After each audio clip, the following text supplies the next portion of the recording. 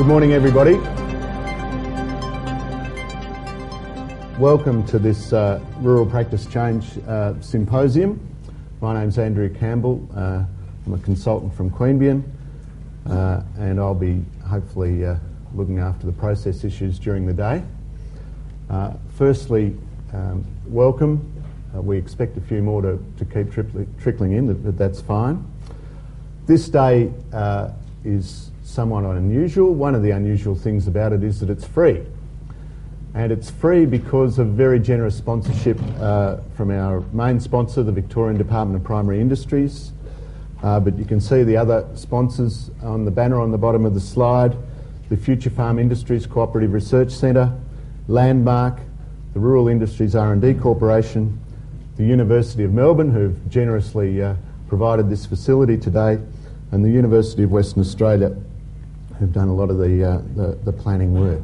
So thank you very much to those sponsors for enabling us to offer a symposium without any of the guff around registration and so on.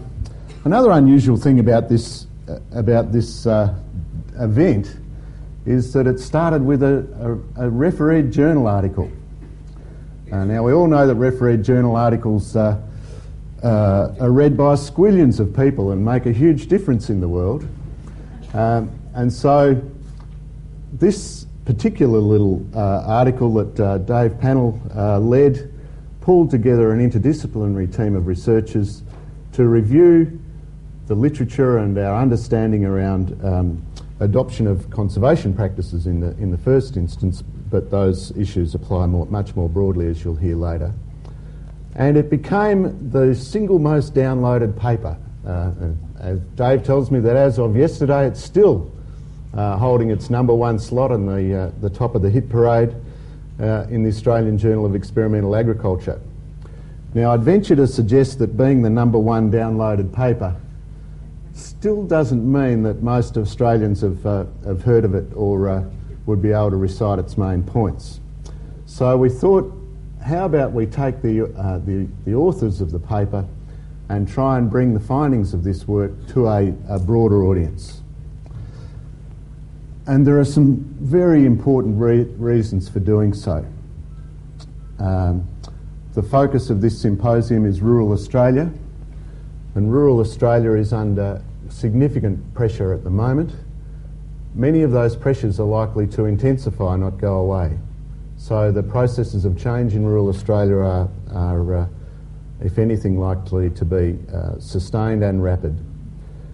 The broader community has multiple demands from the landscapes of rural Australia, and some of those demands are not always in harmony.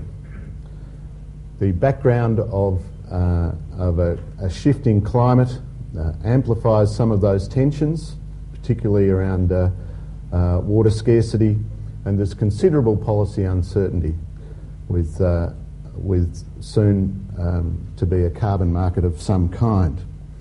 So there are enormous public policy interests at stake in the management of rural landscapes. There are enormous social dimensions, very important environmental concerns, and there's considerable commercial interest with potentially large new players interested in the management of rural lands. And so there's a very powerful convergence of factors that lead to us wanting to better understand and predict and be able to influence rural practice change. So I think, although this had its genesis in a journal article of several years ago, published in, I think, 2006, the issues that we are discussing today are extremely important. And that might be part of the background as to why we've had to move from the DPI Theaterette. Victorian DPI was our main sponsor here, and initially it was about bringing the findings of this paper to an audience of advisory staff and so on within the DPI. We had so many people keen to come that we had to move to a much bigger venue, and as I understand it, our registrations would fill every seat in this venue as well, so we expect more people to keep coming in. That's enough from me, except to say that there won't be a conventional set of proceedings from this symposium. We're going to put together a suite of multimedia products out of the symposium.